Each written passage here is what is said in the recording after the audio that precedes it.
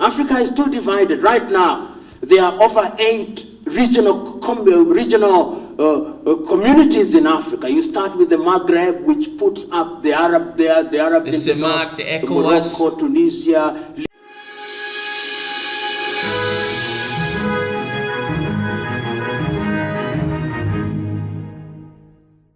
There is a new African in the world. That new African is ready to fight his own battle and show that after all, the black man is capable of managing his own affairs. So let us, as we talk about central banking, let us be measured in our language. We are not comparing like with like. True. And I'm saying all this because it is important that we realize and to contextualize this in history, to know our real circumstances. Ladies and gentlemen, how you guys doing, man? Thank you for tuning in. And of course, you know who this is, man. My name is Mr. J. And if you've been following me, man, you know that I do have a music reaction channel, which we are almost 40,000 strong. And I've been doing that for the past 3 years, and I did announce on that I will be dropping a new channel that we gonna target the politics coming out from motherland. So a whole lot of issues has been happening from motherland recently, and I do think that us motherlandians in the diaspora, we need to keep pushing and making people understand us. So the name of this channel is actually Motherland DNA, because I do believe that if you have this color, it doesn't matter what part of the globe you are born in, bro, you have links with the motherland. You dig, go trace your roots and go back. And for a couple of years now, I've been following this great conscious mind, this great scholar. He goes by the name Professor PLO Lumumba, man. This man he has been educating us all across the globe. If you know him, then you definitely heard watched some of his speeches.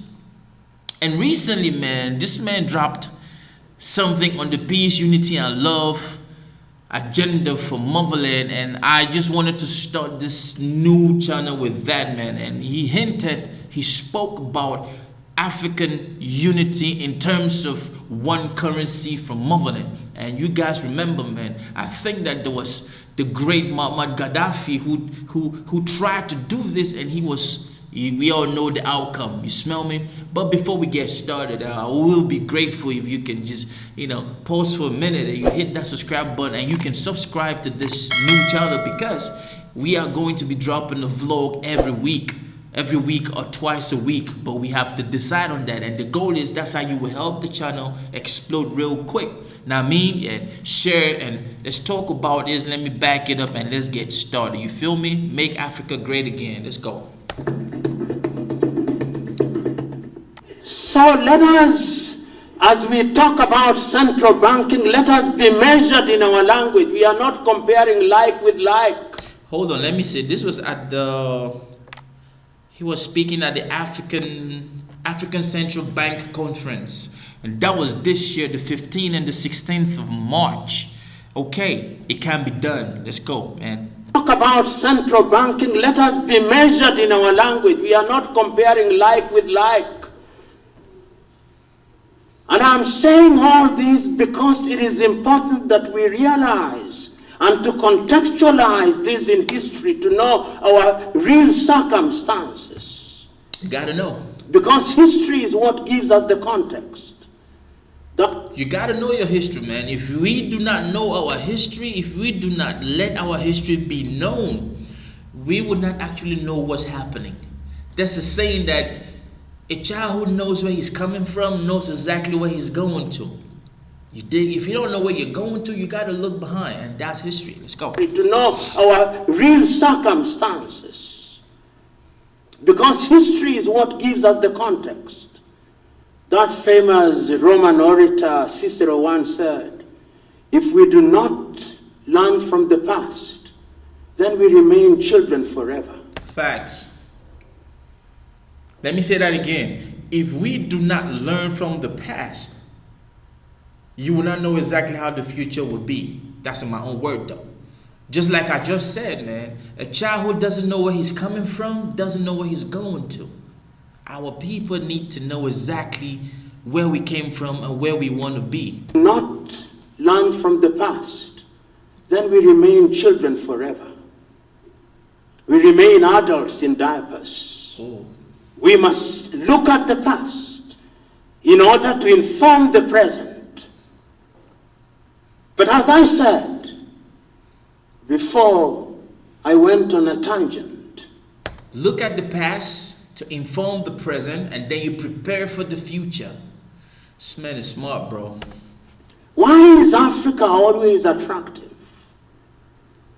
The game in town now is, have you a piece of Africa? That is the new game in town. Word. And it's a game that is being played at all levels. There'll be sugarcoating. You'll be told that there is partnership, but the partnership that Africa has between the West and her is like the partnership between the horse and the rider. Holy shit. He always says it as it is, which is why some of us, I'm a proud student of this man because I've read a whole lot of his work. I've watched it, and man, this is what we need. We need more of this, man. And there's Dr. Umar in the US who's doing a see, I want to see a conference where Dr. Umar and this professor sit down and we talk about motherland. You feel me? Everybody, man, everybody wants a piece of motherland because that is where everything started from. You cannot tell me otherwise. That is where everything started from. And if you look at the globe today, man, every natural resource that you want for any product, you will find it in motherland. I repeat, any natural resource that you want for any product, you will see it in motherland. The continent is blessed, so everybody's fighting for it. But we see what is already happening in this time. Nowadays, man, China is in that commanding seat. Let's keep going. That is the relationship. Don't be cheated. Because the reality is we are weak. True. And in a weak state, we cannot negotiate. Did you guys hear that? We are weak, and in our weak state, we cannot negotiate. You cannot be weak and you try to negotiate. You are like the old lion in the jungle, man. Hyenas gonna tear up your ass. The reality is we are weak. And in a weak state, we cannot negotiate. In monetary terms and in all these terms. True. We cannot dictate. Standard Bank is over 160 years old. Not an African bank. May say it is. Bro, if you want to negotiate, you gotta be tough, you gotta be strong, you gotta be healthy. That translates into you gotta be firm, bro. When you look at some of the superpowers around the globe today, when they go to the United Nations to talk politics, bro, there are countries that you cannot neglect them. I'm talking about we'll talk about China, we'll talk about Russia. These are countries that, bro, they don't take shit from nobody. You feel me? Now look at motherland. Some of these countries, man, they've spoken out, they've talked about the importance of motherlandians standing, like African nations just standing on their own. And we are starting to see that move of many African nations moving towards these countries because they are tired of what they've been through, man. So, man, he's just saying as it is. In its adverts, it will say it is. But I'll not manufacture good news. Facts. I'll say it as I see it. Necessary, man. It is a foreign bank that has acclimatized, whose DNA is still fundamentally Eurocentric. Whoever said Standard Bank was African, that's crazy, man. If you said that, or if you thought that just because you work with them or you have a bank account with them, you are slow. But my man say, I do not manufacture these facts, you dig? But traumatized, whose DNA is still fundamentally Eurocentric. And that is true of many banks. It has made its own positive contribution. True. It cannot be denied. True, true. But how does Africa benefit? See, one of the reasons I like listening to him is he will give you an image. He will paint the image as honestly as he can. Like, he will tell you like positive and good thing, but at the end of his speeches, he always gives you his opinion. It might be indirectly, but if you pay attention, if you understand as a rational human being, you will get the message. Look at the entire banking sector and the entire banking ecosystem. If you want to move money, it is SWIFT. I think SWIFT is incorporated in Switzerland. Little Switzerland. If I want to move money from South Africa to Nairobi, the Federal Bank of South Africa will ask many questions, and then I'll provide a SWIFT number. Then the intermediary bank will be in New York. We have to kill all of these things, man. How come you are you are in Africa, you want to do business, you want to move money, right? The intermediary bank is going to be maybe offshore. I've always asked myself this question: why? What is it about us that we cannot create our own banking system, which we can easily move money around us? Even this mobile money things, man. Some of these cell phone providers that have their mother heads in foreign countries. It's not really, you know. But see, he keeps saying it as it is. In Mozambique, in New York. If it is going to Europe, it is IBAN. IBAN SWIFT. We are not in control. I listen to the panel, and I respect all of them. But they are talking about clouds. Whose clouds? Whose clouds? Remember I told you that he will always give you a picture. He will paint it the black and the... I respect him, but hey, let me give my opinion. And he is well informed, man. They are talking about digitization. Whose digitization? They are talking about cryptocurrency. Whose cryptocurrency? Whose? You can be switched off in the twinkling of an eye and you are back in the dark ages. True, true. That is the reality. There's a saying in my... True. I just want to say this, man. With the creation of digital currency, you guys see that it is not welcomed by some of these traditional banks because it is the beginning of the fall of these traditional banks. Now, in Brazil today, there's a digital bank called Nubank. Now, this ish started a couple of years ago. It fundraised and it got, bro, let me tell you today, majority of Brazilians own Nubank. Because, man, it's a digital bank. People got tired of traditional banks. Now, I'm saying this for Brazil because Brazil is like a second home to me. But this is the question though. Why do we have to have all of these things still in place for people in motherland? Why? See, this man, he makes you think out the box, man. This is the reality. There's a saying in my mother tongue. When you are milking a borrowed cow, you must always look towards the gate because the owner may come at any time. When you are milking a borrowed cow, you always have to look towards the gate or the door because the owner can come anytime. Bro, this is deep on every level, man. I don't know if you're paying attention, man. This is deep on every level. When you are milking a borrowed cow, you must always look towards the gate because the owner may come at any time.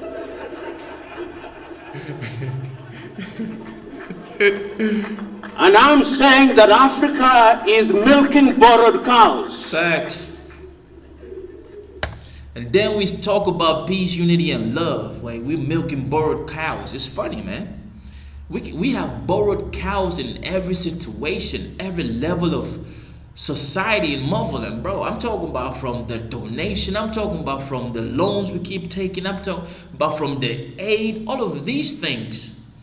That is why these Western countries dare to change regimes that stand against their wishes. Pay attention. This is deeper than banking, though. It is milking borrowed cows, and we must be on the lookout. You know, I believe it can be done. Me too. Because during my own lifetime, still talking about the attractiveness of Africa, I've seen the Chinese rise on their own terms. Facts. The Indians are now beginning to rise on their own terms. But did you know that India is gradually coming up? Did you know that there are more billionaires from India nowadays? Yes, man. There are people with crazy money. And do you know that Silicon Valley is filled with technicians from India? They hire from India. That is how powerful. That is how powerful India is. You feel me? But this whole China storyline, man, the West doesn't want to hear that. Attractiveness of Africa. I've seen the Chinese rise on their own terms. The Indians are now beginning to rise on their own terms.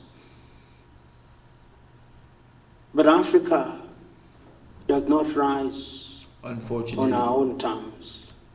Unfortunately, that's the case. Why? But we have all the resources. Why are we not rising? That is a problem. We have to have a paradigm shift. She's defined by others and she accepts that definition. That's crazy. I'm suggesting that this is the forum at which we must ask fundamental questions if we want to really revolutionize Africa so that the work that you do will be beneficial to the continent of Africa. You know, mobile money is good. It is good. Old people in my rural village can receive money from me even as I sit here. But which is the medium? Safaricom it is called. But who is the bigger shareholder? Vodafone of the United Kingdom. It gotta be linked to Europe, man. It gotta be linked to the colonizer, man. It gotta be linked to the imperialist. Why? That's the question. I'll be told that is globalization. But what is globalization? This thing we call globalization, what is it? First of all, we are using English words. And somebody once told me that no civilization can ever realize our potential using the language of another.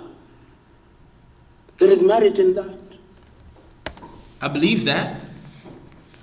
China, Mandarin, Cantonese, they're stuck to their language. You want to do business in China, you got to learn the language. You want to do business in the Arabic states, you got to learn to speak, not English, but see, motherland, it's crazy, man. We Africans think that if you speak good English, then you are intelligent, or French, or Portuguese. That you cannot be intelligent when you are speaking isiZulu and isiXhosa. Why? But anyway, it is useful we are speaking it now. The man is funny, bro. It's funny. It's funny, man. See, we grew up, my generation, we grew up thinking that. Some people, some kids still think that till today. You feel me? I speak 5 languages. But to be honest, though, I would tell you this.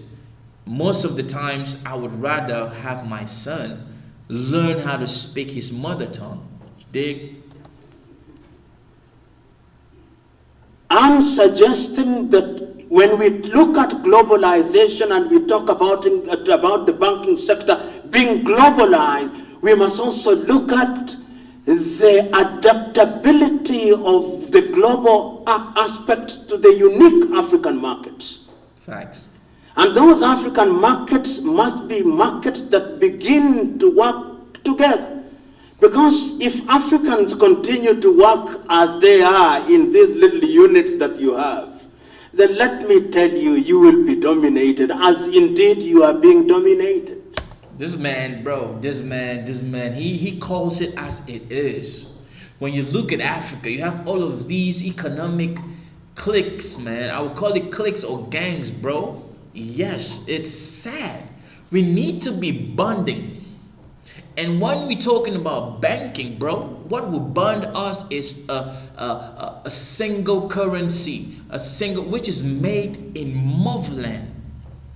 I don't have to pay any taxes to an intermediary bank to transfer money from my African country to another African country. This shit is a problem, man. But many people don't see it. Which is why today we have the creation of BRICS. Brazil, Russia, India, China. South Africa is involved and Saudi Arabia is about to join that ish. So this is the power that we can take back from the imperialist, the colonialist. You dig? It's something that is serious matter, bro. I go back to 1963.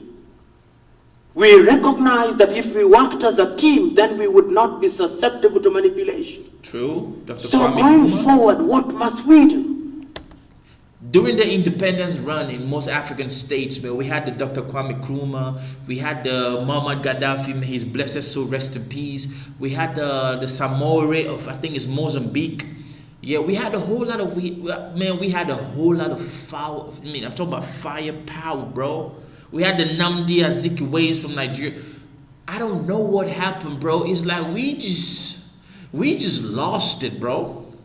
Of course.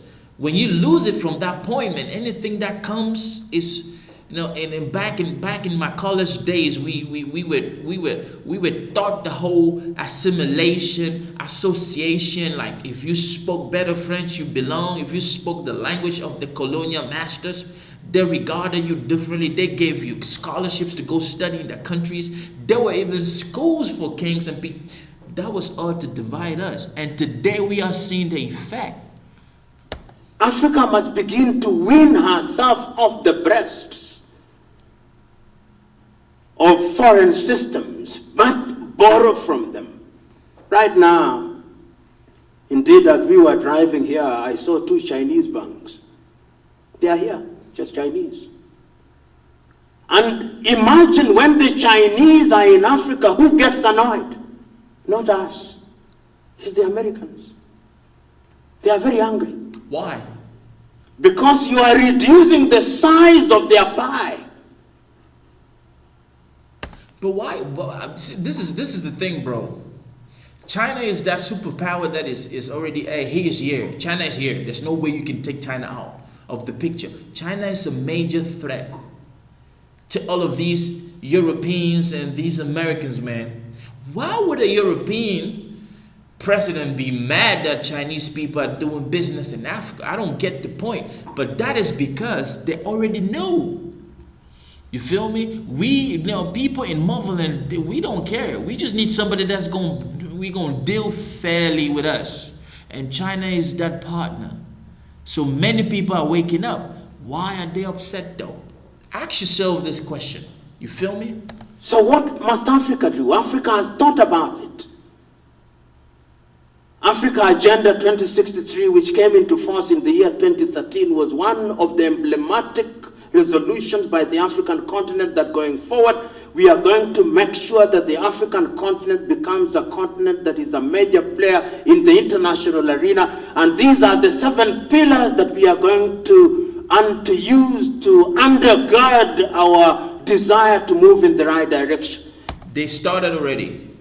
2013, we are in 2023. That's like 10 years in. you start seeing that a whole lot of these things are turning towards China. Or we will talk about the whole lending process of the World Bank, the IMF, and the high interest rates compared to what the Chinese government is giving at low interest rate. We will talk about that. This is a new channel, but bro, we got a whole lot we will talk about. I did not see emphasis in the financial sector. But the financial sector is this sector. And I hope that when it is being implemented, my friend Wamkele Mene, I'm told, was here, that when Africa Agenda 2063 is being implemented, that one of the critical things would be moving towards having a common financial policy, a common banking policy, which is not blind to the nuances of the different communities in the continent of Africa. One currency, one banking system, a common. It is not supposed to be one, it has to be common. Like if you want to move money from here to there, the continent benefits. I'm in support of that. See, when they came up with all this plan for 2063, bro, they were not even focused on the pivotal part. Nowadays, man, money is everything. If somebody tells you that is not, man, just give them a slap, you dig, because you cannot do anything without money. Nowadays, man, forget everything. Do not be blindfolded. So if they control that financial part of you, they control you. Look at what is happening with the French colonies in Africa. They have a single currency. None of them is evolving. Yes, France changes their regimes that is not willing to play fair game with France. But that is the sickness. He is pointing it out. It's crazy. The Europeans have done it. There are 27 member countries under the euro. Facts. Even weak countries such as Greece were brought together. How many of you will forget how the Italian lira used to be? It used to be like the Zimbabwean bond. True. How many of you will forget how the Spanish peseta used to be? Right. But one magnet country in the name of Germany brought them together, and today the euro competes side by side with the dollar because they recognize if you are going it alone, then you are weak. How I wish that some of these greedy bastards we call African leaders can actually try to put some of these things, man. Forget about your personal, forget about that stuff, man. Think about the larger picture.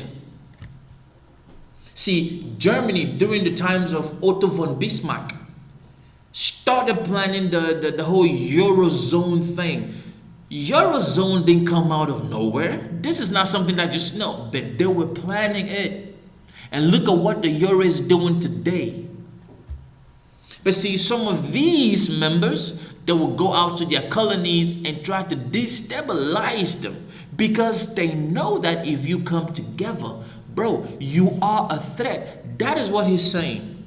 Not every country in the Eurozone is a good country.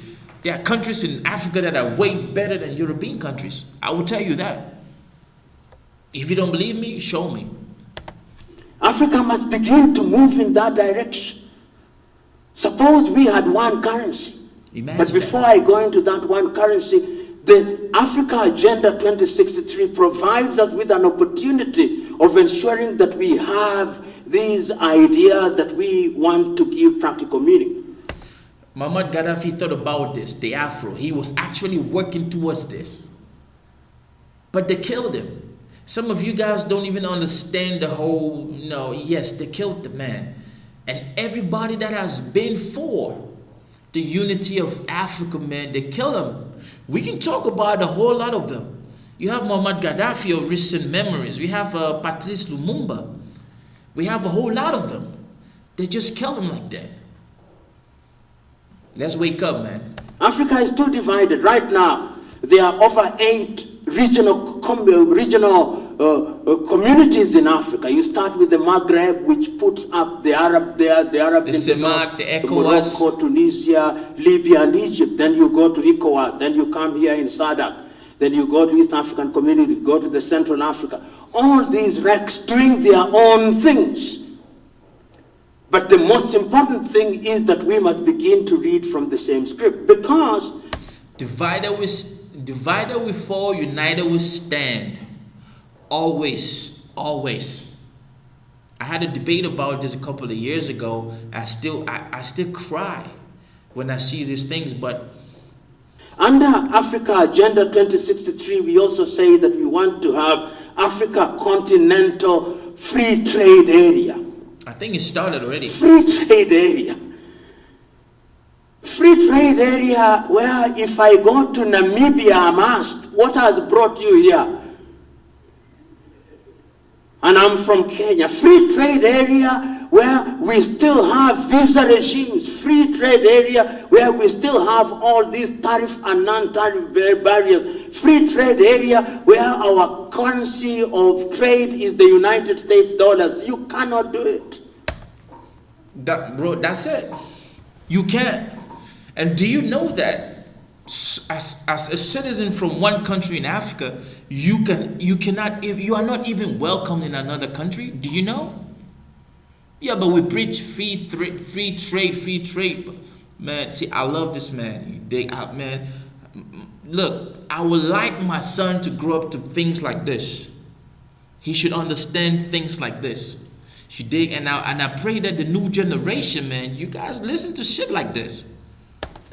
We must begin, and you bankers must begin to think about it. You'll tell me we have RTGS, South Africa is now settling things through RTGS, but that depends on the mood of South Africa. If South Africa becomes moody, then everything goes haywire.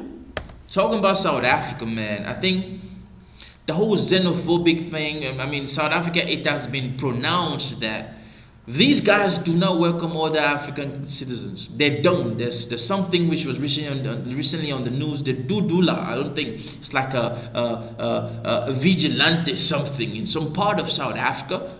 Correct me if I'm wrong, but why would you see another African citizen as a threat and you are from Africa? Yes, your economy is better than some of, but then, bro, wake up, man. Wake up. We must have something that is a lot more stable. And I'm suggesting to you that you who are the central bankers and commercial bankers are the ones who are in the best place to articulate these things working with universities.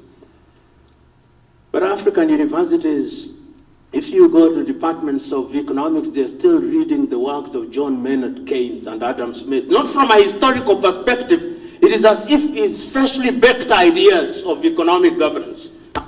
Why? Why are we still teaching our kids about some old dumb white folk shit? And we have our own realities. Look, like I keep saying, man, I would like to see Dr. Umar do, man, with this man. They're gonna hate them for life. And Michael Todaro. I'm suggesting to us that there is an opportunity for Africa to do things if it is united in that regard.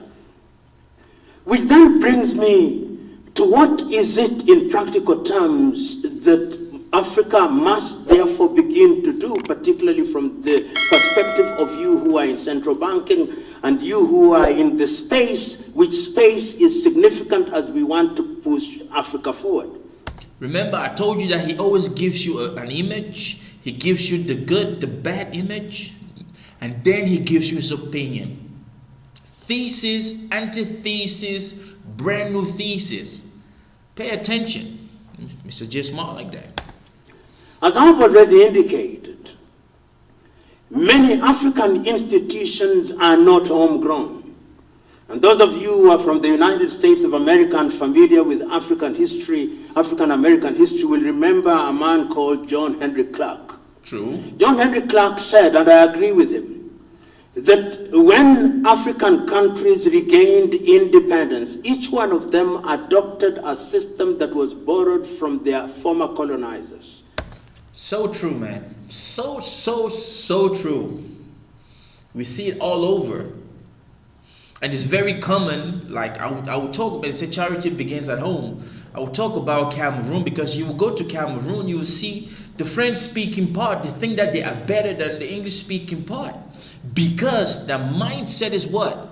Oh, I'm associated, I'm assimilated, I believe more in France and its cultures than, you know, it's, let me tell you, the cultures are totally different, even to their eating habits.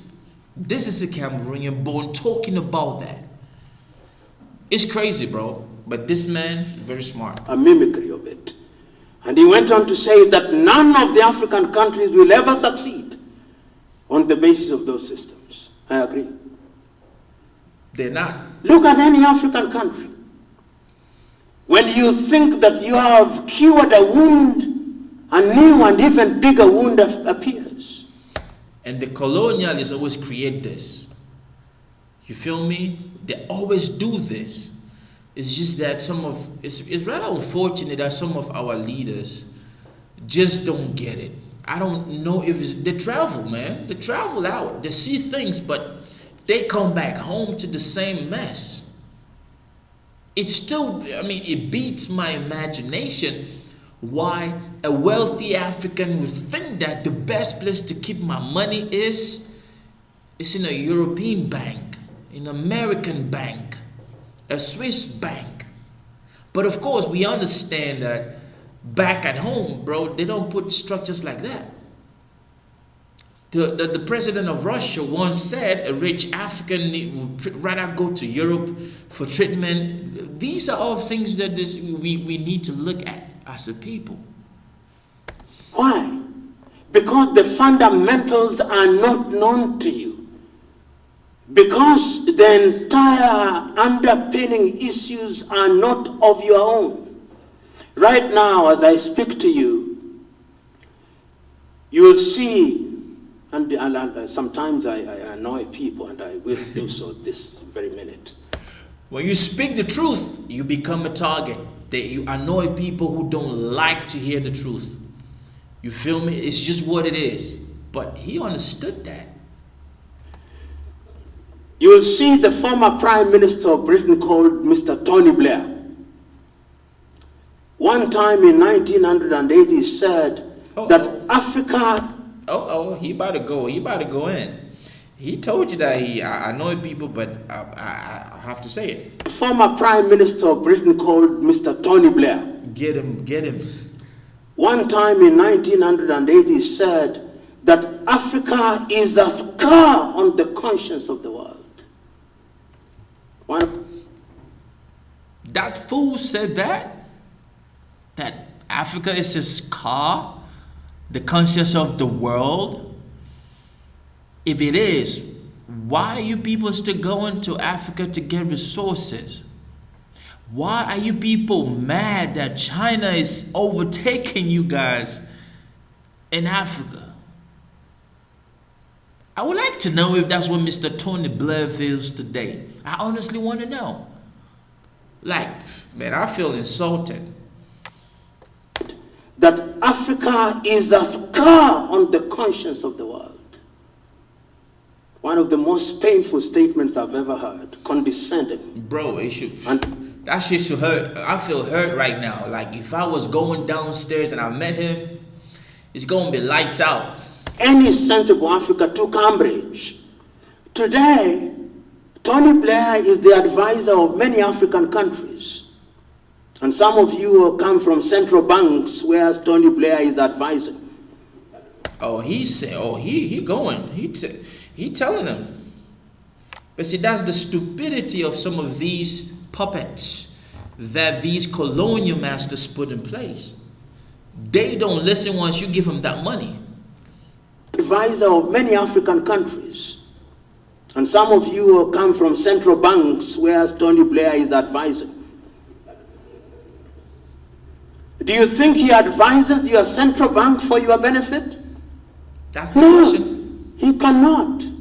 He does it for the benefit of his country. And do I begrudge him? No. Ladies and gentlemen, that shit by Mr. Tony Blair, let me just say this. It pisses me off. Now these are the kinds of minds that we need. You need to listen to this, man, so that it can work your spirit so you can get mad.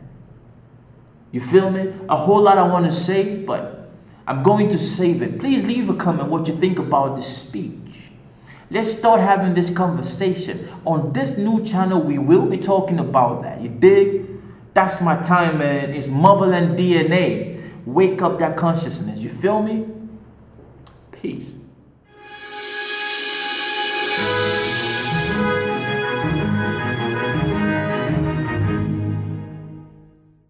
There is a new African in the world. That new African is ready to fight his own battle and show that after all, the black man is capable of managing his own affairs.